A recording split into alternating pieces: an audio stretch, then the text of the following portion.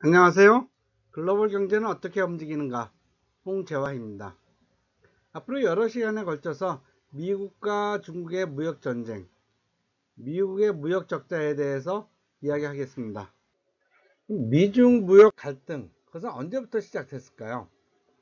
우리는 많은 사람들이 트럼프가 미중 무역 전쟁을 시작했다고 하는데, 사실은 미중 무역 전쟁은 오바마 이때부터도 갈등이 있었습니다. 그 갈등의 시작점은 저는 언제부터 보냐면은 본격적으로 시작된 건 오바마가 중국을 방문하면서부터, 그때부터 시작되어 갖고 현재까지 계속 되고 있는 것이죠. 그런데 왜 오바마 때는 그렇게 미중 무역 전쟁에 대해서 크게 부각되지 않았었느냐? 오바마는 트럼프만큼 적극적이질 않았거든요. 그러니까 트럼프의 개인적인 성격이라는 것도 많이 적용을 하겠죠. 그리고 많은 사람들이 실제로 미국은 계속 무역 적자를 감당해야 한다. 기축통화 국가로서, 세계의 리딩 국가로서. 그런데 그것을 언제까지 감당할 수 있을까요? 정말 미국은 중국에 대해서 지속적으로 자유무역을 해야 할 가치가 있나요? 그런 것들에 대해서 얘기하고, 한반도 경제 대책은 어떻게 해야 하나, 거기에 대해서도 말씀드리겠습니다. 트럼프 대통령은 미국의 대무역 적자를 줄이려는 목적으로 전 세계를 상대로 무역 전쟁을 선포했습니다. 그만큼 미국의 무역 적자가 심각하다는 것이죠. 미국 상무부는 2018년 미국의 대외 무역 적자가 6,210억 달러, 우리 돈으로 무려 700조 원에 달하는 금액이죠. 이러한 금액은 2017년보다 12.5%나 늘어났습니다. 글로벌 금융위기가 일어난 2008년 이래 최대이죠. 수출이 증가하긴 했지만 수입이 더 많이 늘어난 탓입니다. 미국 상무부는 매년 미국의 무역 적자를 발표하긴 하지만 그 누적액을 발표하지는 않습니다. 그러니까 지난 최소한 20년 동안 미국이 무역 적자를 보아왔지만은 그동안 누적된 미국의 총 무역 적자가 얼마인지는 발표를 하지는 않기 때문에 아무도 모르는 것이죠. 만일 트럼프가 무역 전쟁을 선포하지 않는다면 무슨 일이 벌어질까요? 우선 미국의 무역 적자는 계속되겠죠. 왜? 무역 적자를 해소하기 위한 어떠한 특별한 역할을 하지는 않기 때문에, 그냥 현재 있는 대로 흘러간다면 현재 있는 대로 미래도 그렇게 되겠죠. 그렇기 때문에 미국의 무역 적자는 계속 될 겁니다. 그리고 이는 세계가 바라는 바이죠. 왜냐하면 많은 나라들이 미국에 수출하면서 살기 때문이죠. 그리고 미국도 무역 적자를 보면서 미국 나름의 이익은 있습니다.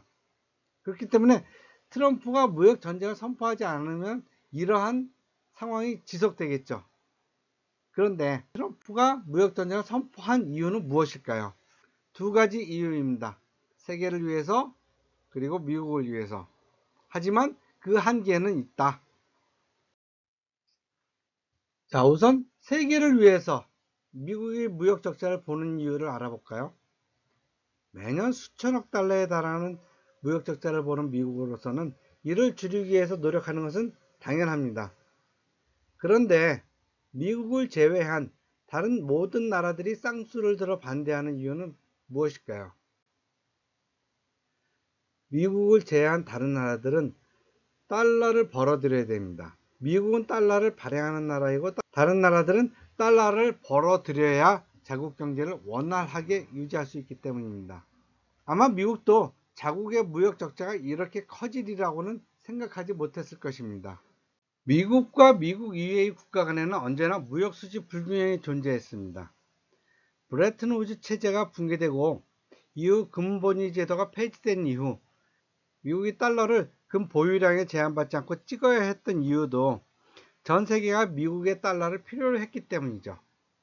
미국은 달러를 공급해야 했고 이로 인해 전 세계는 달러라는 기축통화의 유동성을 공급받게 되었습니다. 이 과정에서 대미 수출국들은 고의적으로 자국의 통화를 저평가시켜 미국산 대비 가격 경쟁력을 월등하게 높였습니다. 뿐만 아니라 관세율을 높이는 관세 장벽은 물론이고 노골적으로 미국 제품 수입 금지하는 중상주의 정책과 국산품 애용과 같은 보이지 않는 장벽을 세워서 자국의 유치 산업을 보호했죠. 처음에는 미국이 이 자국의 무역 적자가 이만큼 커지리라고 생각을 못했었겠죠. 게다가 미국은 세계 GNP의 거의 절반을 차지했던 적도 있을 만큼 규모가 컸고 사장도 넉넉했기 때문입니다. 2차 대전 이후 한동안 오로지 미국만이 다른 나라를 도와줄 수 있었습니다. 그리고 공산권 국가와 자유주의 국가 간의 대결도 한몫을 했죠.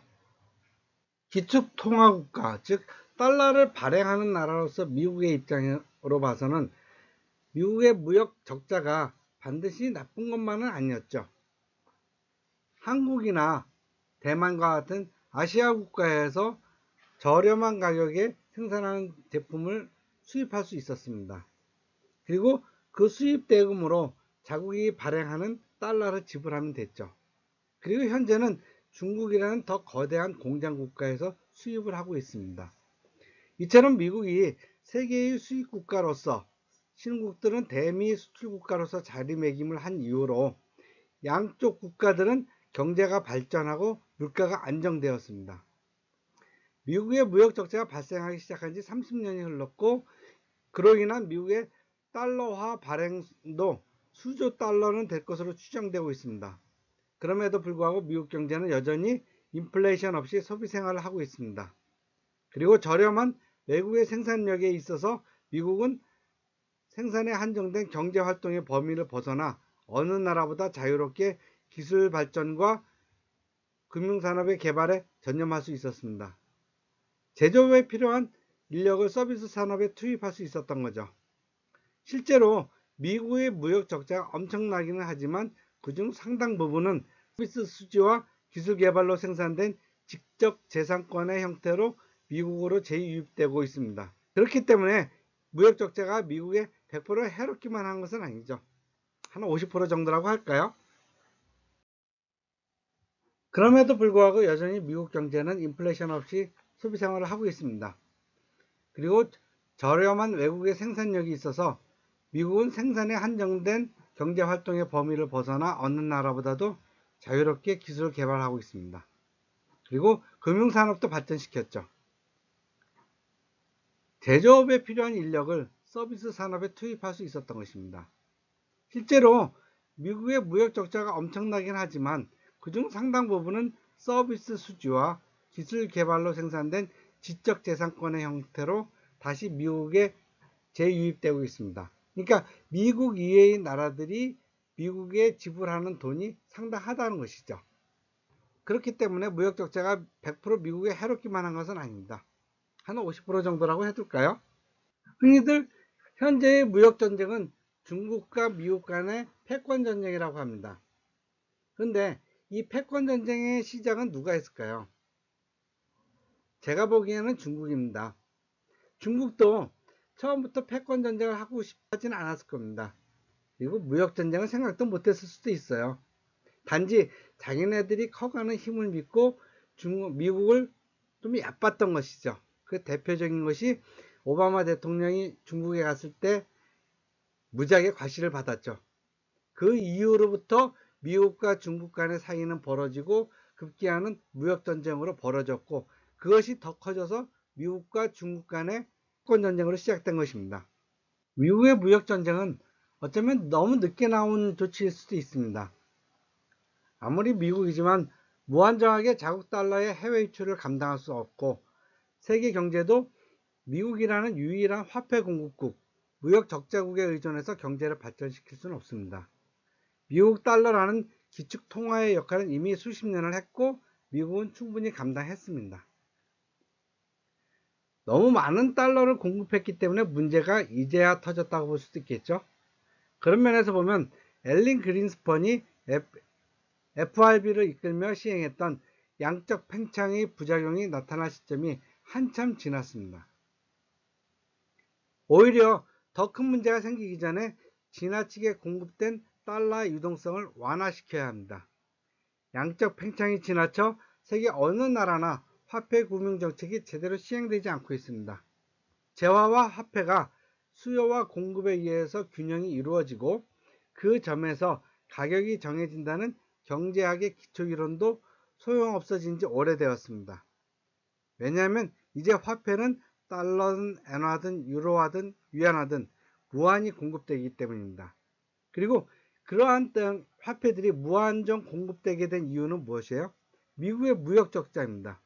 그렇기 때문에 미국의 무역 적자가 해소가 돼야지 전 세계 경제도 정상적인 궤도로 돌아가게 될 것입니다. 두 중기에서 보았듯이 지나치게 미국 의존적 세계 경제는 순식간에 무너질 수 있습니다. 따라서 세계의 모든 나라가 미국에게 무한정한 무역 적자를 감내하라고 요구하는 것은 좋지 못합니다. 하지만 부시, 클린턴, 오바마 등이 시행했거나 시도했던 많은 무역 적자 축소 지향의 정책이 세계 각국으로부터 그리고 미국 내부로부터 비난을 받고 제대로 시행하지 못했습니다. 그리고 그 비난의 대부분은 미국 소비자들이 비싼 값에 물건을 사야 한다는 논리였습니다.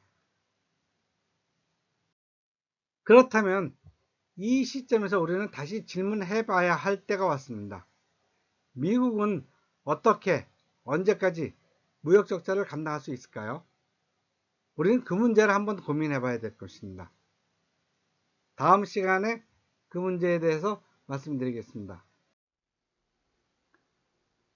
앞으로도 여러분들과는 글로벌 경제, 북한 비즈니스를 무역이라는 관점에서 같이 보고 깊게 생각해 보고자 합니다. 여러분들의 많은 관심과 성원을 부탁드립니다. 좋아요, 구독, 감사합니다.